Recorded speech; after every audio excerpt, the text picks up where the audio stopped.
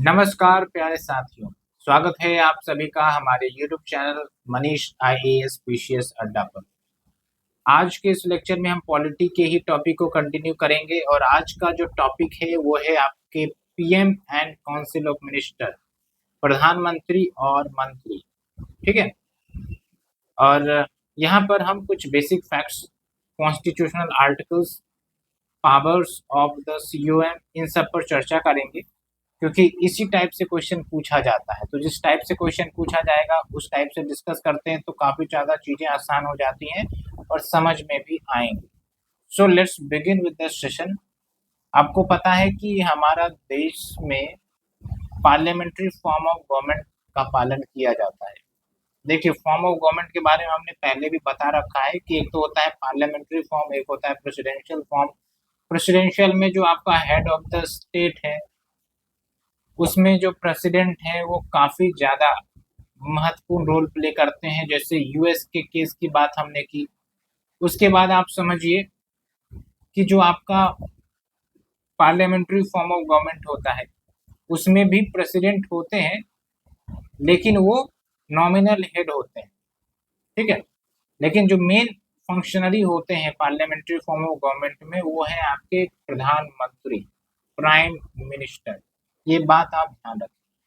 और दो तीन चीजें और, एक तो ये है कि जो नॉमिनल हेड होगा स्टेट का वो प्रेसिडेंट होते हैं। स्टेट मतलब हो गया आपका नेशन के लेवल पर। ठीक है, तभी तो हम प्रेसिडेंट को फर्स्ट पर्सन भी कहते हैं।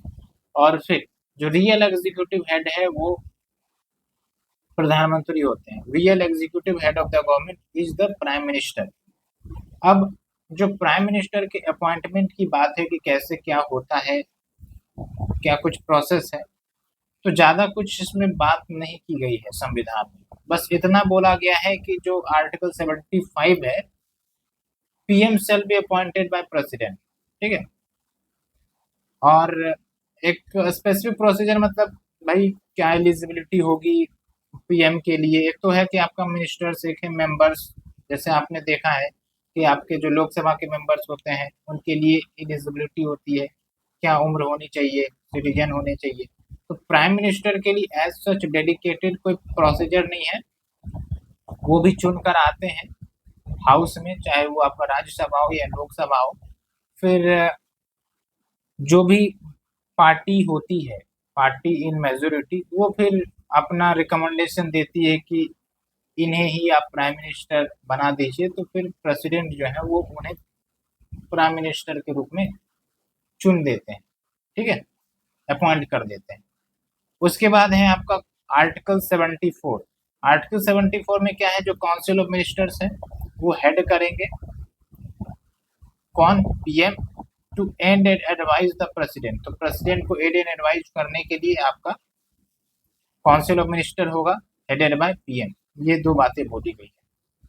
उसके बाद देखिए, अगर कोई व्यक्ति जो हाउस का सदस्य नहीं है, लोकसभा या फिर राज्यसभा का सदस्य नहीं है, फिर भी वो मिनिस्टर बन सकता है, लेकिन 6 महीने तक ही वो मिनिस्टर के पद पर रहेगा।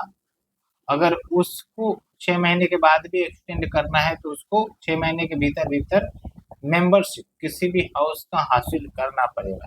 आप देख सकते हैं, person who is not a member of Lok Sabha या राज्यसभा कैन बिकम पीएम या minister for a maximum 6 month. उसके बियॉन्ड जाना है तो भाई मेंबर बनना पड़ेगा। ठीक है, और जो आपके पीएम है, प्राइम मिनिस्टर, वो लोकसभा के सदस्य हो सकते हैं या राज्यसभा के, कोई दिक्कत नहीं। राज्यसभा के होंगे तो राज्यसभा में ये अपनी बात रखेंगे, वोट करेंगे, जबकि अगर लोकसभा के होंगे तो लोकसभा में अपनी बात रखेंगे या वोट करेंगे। लेकिन ध्यान देने वाली बात यह है कि मिनिस्टर को आज़ादी है, चाहे प्रधानमंत्री क्यों ना हो, कि वो किसी भी हाउस में के प्रोसीडिंग्स में पार्टिसिपेट कर सकते हैं और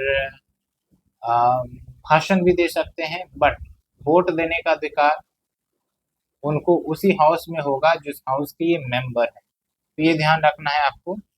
उसके बाद चलते हैं ओथ एंड अफर्मेशन की तरफ। जो प्रेसिडेंट है वो शपथ दिलाते हैं प्रधानमंत्री को, मिनिस्टर्स को भी, और जो मिनिस्टर्स हैं या फिर जो पीएम है उनको क्या ओथ लेना पड़ता है, तो ध्यान रखेंगे पीएम हो या फिर काउंसिल ऑफ मिनिस्टर्स हो, उनको प्रेसिडेंट के सामने क्या ओथ लेना पड़ता है, देख लीजिए आप। Bear true faith and allegiance to the constitution, uphold the sovereignty and integrity of India, faithfully discharge the duties to do right to all the people without fear and favor। ये ध्यान रखना है क्योंकि प्रधानमंत्री का एक इम्पोर्टेंट पोजीशन होता है, साथ के साथ प्रेसिडेंट का भी, तो इन दोनों के ओथ आप जरूर याद रखेंगे। टर्म की बात करें तो कोई फिक्स टर्म नहीं है कि भाई 4 साल 5 साल, बस इतना है कि प्लेजर ऑफ प्रेसिडेंट, कि भाई प्रेसिडेंट जब चाहे इन्हें हटा सकते हैं, लेकिन इसका मतलब ये नहीं कि सचमुच में जब चाहे हटा सकते हैं। जब भी सरकार की मेजोरिटी खो जाएगी, ठीक है, तब प्रेसिडेंट इन्हें हटा सकते हैं। ओके, ये ध्यान रखेंगे। उसके बाद है salary and alliances. Salary and alliances कौन डिसाइड करता है? मिनिस्टर्स का, काउंसिल ऑफ मिनिस्टर्स का, प्रधानमंत्री का, पार्लियामेंट। और जो प्रधानमंत्री है ये लीडर ऑफ लोअर हाउस होते हैं। लोअर हाउस मतलब हो गया आपका लोकसभा और अपर हाउस हो गया आपका राज्यसभा। तो लीडर ऑफ लोअर हाउस कौन है? आपके प्रधानमंत्री, ठीक है। अब पीएम या काउंसिल ऑफ मिनिस्टर की एलिजिबिलिटी क्या है? तो वही है, बेसिकली होता ये है कि जो आपके एमपीज होते हैं, ठीक है, चाहे राज्यसभा को हो या फिर लोकसभा के हो, तो इसमें से मिनिस्टर्स बन सकते हैं या फिर प्राइम मिनिस्टर बन सकते हैं। तो वही कंडीशन आ जाती है कि भाई इंडियन सिटीजन होना चाहिए, मेंबर ऑफ लोकसभा या राज्यसभा। तो लोकसभा के लिए मेंबरशिप 25 साल है, राज्यसभा के लिए मेंबरशिप 30 साल है, ठीक है। तो ये कुछ बातें हैं। ध्यान देने वाली बात ये है कि ये जो हमने अभी एलिजिबिलिटी बताया है, ये आपका एमपीज, मतलब अगर आपको पार्लियामेंट का सदस्य बनना है तो ये तो है ही। अब उसी सदस्य में से council of ministers, prime minister चुने जाते हैं। एक बात ये आई, ओके। एक्सेप्शन वही है कि भाई अगर आप मेंबर नहीं लिए तभी आप मिनिस्टर्स या प्राइम मिनिस्टर का पद संभाल सकते हैं, बट 6 महीने के भीतर भीतर आपको मेंबरशिप लेनी पड़ेगी, ठीक है। उसके बाद बात करते हैं powers and functions of council of ministers, CM. तो आप देखिए, जो आपके सीएम है, मतलब पीएम की बात हो रही है, हालांकि सीएम को भी एक्सटेंड किया जा सकता है, तो सीएम का भी टॉपिक आप मैच कर सकते हैं यहाँ पर। वैसे हम सीएम के लिए भी डिस्कस कर देंगे, आप चिंता ना करें। तो एक तो ये है कि भाई recommending the powers, recommending the person to be appointed in minister. साथ के साथ हम बता दे रहे हैं सीएम और पीएम पर दोनों लागू होता है। तो सीएम या पीएम डिसाइड करते हैं कि भाई किसको मिनिस्टर के पद पे कौन सा पोस्ट देना है, और फिर जाके प्रेसिडेंट जो है उनको अपॉइंट करते हैं, और स्टेट लेवल पर गवर्नर को सुझाव सीएम देते हैं कि किसे मिनिस्टर नियुक्त करना है, और फिर जाके गवर्नर नियुक्त कर देते हैं। फिर आप देखिए, जो आपके काउंसिल ऑफ मिनिस्टर हैं या फिर प्राइम मिनिस्टर हैं, मतलब काउंसिल ऑफ मिनिस्टर के जो मिनिस्टर्स आते हैं वो प्रेसिडेंट को रिजाइन दे सकते हैं, और रेजिग्नेशन के बाद council of minister gets dissolve. ये ध्यान रखना है आपको, ओके। मतलब प्रधानमंत्री अगर रेजिग्नेशन दे देते हैं तो काउंसिल ऑफ मिनिस्टर्स डिसॉल्व हो जाता है, ये ध्यान रखना है आपको। एक क्लियर बात यहाँ पर हम आपको बता देते हैं कि जो आपके इंडिविजुअल मिनिस्टर है अगर वो रिजाइन देंगे तो कोई जरूरी नहीं कि सरकार गिर जाएगी, लेकिन अगर प्रधानमंत्री रिजाइन कर देते तब तो सरकार गिरनी ही है, ओके। उसके बाद देखिए, जो पीएम है वो कुछ इंपॉर्टेंट बॉडीज को चेयर करते हैं, जैसे नीति आयोग, फिर नेशनल डेवलपमेंट काउंसिल, फिर इंटर स्टेट काउंसिल, इन सबको चेयर करते हैं प्रधानमंत्री, ओके।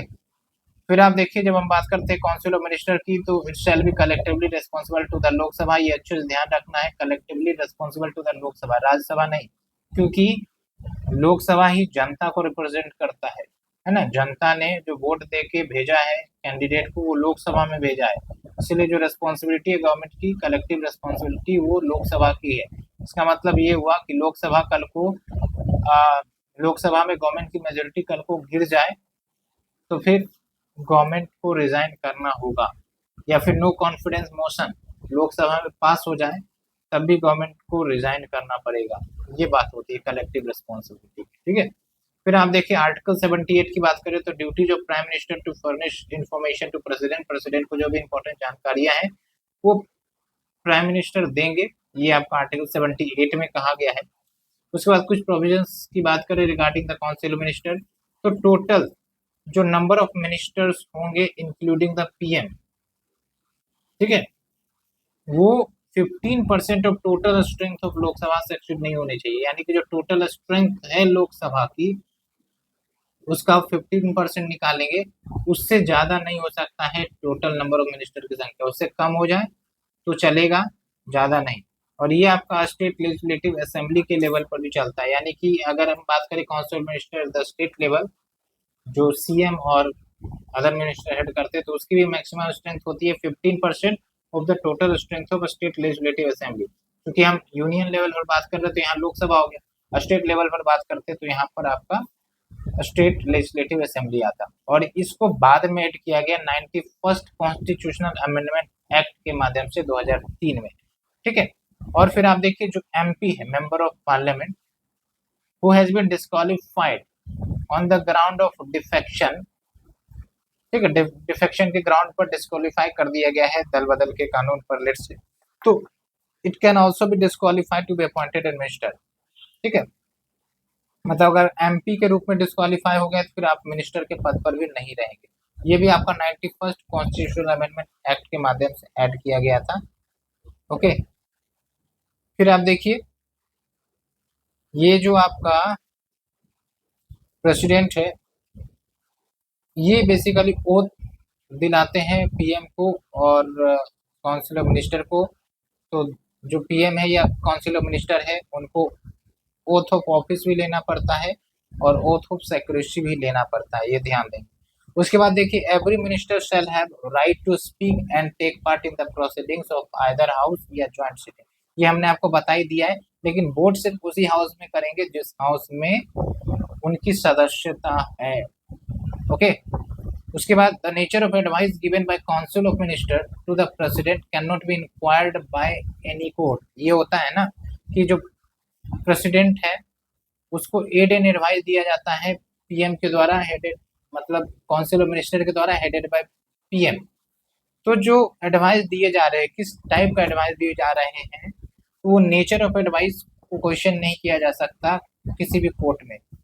और अगर डिसोल्यूशन हो भी जाता है लोकसभा का तो जो काउंसिल ऑफ मिनिस्टर है तब तक अपने ऑफिस को वेकेट नहीं करेंगे जब तक नया काउंसिल ऑफ मिनिस्टर नहीं बन जाता है, ठीक है। मतलब नया इलेक्शन होके न्यू काउंसिल ऑफ मिनिस्टर जब तक कंस्टिट्यूट नहीं हो जाते तब तक पुराने वाले एग्जिस्ट करेंगे, इमीडिएटली ऑफिस वैकेट नहीं करते। इसका कारण भी है क्योंकि हेड ऑफ द स्टेट जो फंक्शन करेंगे वो किस बेसिस पर करते हैं, aid and advice of council of minister पर। तो अगर काउंसिल ऑफ मिनिस्टर ही नहीं रहेगा तो फिर भाई प्रेसिडेंट कैसे एक्ट करेंगे, है ना, इसीलिए। और कलेक्टिव रिस्पॉन्सिबिलिटी की बात हमने आपको बता दी। उसके बाद देखिए individually can be removed by president, individual ministers को हटाना हो तो प्रेसिडेंट हटा सकते हैं प्रधानमंत्री के रिकमेंडेशन या एडवाइस के आधार पर। फिर देखते हैं जो हमारा लास्ट टॉपिक बचा है काउंसिल ऑफ मिनिस्टर्स और कैबिनेट, इसमें क्या अंतर है। तो काउंसिल ऑफ मिनिस्टर जो है ये कॉन्स्टिट्यूशनल बॉडी है और इसका साइज और क्लासिफिकेशन कि भाई कितना साइज होगा काउंसिल ऑफ मिनिस्टर का, ये मेंशन नहीं किया गया कॉन्स्टिट्यूशन में। वो as per the need and time वो साइज डिटरमाइन किए जाते हैं कि भाई 20 की संख्या होगा, 25 की संख्या होगा, लेकिन हाँ एट मैक्स वो भले ही लिमिट सेट किया गया है जो कि आपका 15% जो हमने डिस्कस भी किया, ठीक है। और ये भी ध्यान रखेंगे कि size of the council of minister is greater than the size of the cabinet, क्योंकि कैबिनेट जो है काउंसिल ऑफ मिनिस्टर का ही एक कॉम्पैक्ट साइज का ग्रुप होता है जिसमें इंपॉर्टेंट मिनिस्टर्स सब होते हैं, इंपॉर्टेंट डिसीजन लेते हैं। तो आप देखिए कैबिनेट जो शब्द है उसको संविधान में वैसे आर्टिकल 352 के तहत इंसर्ट किया गया था, आर्टिकल 352 में इंसर्ट किया गया था वाया 44th कॉन्स्टिट्यूशन अमेंडमेंट 1978। ये ध्यान रखेंगे।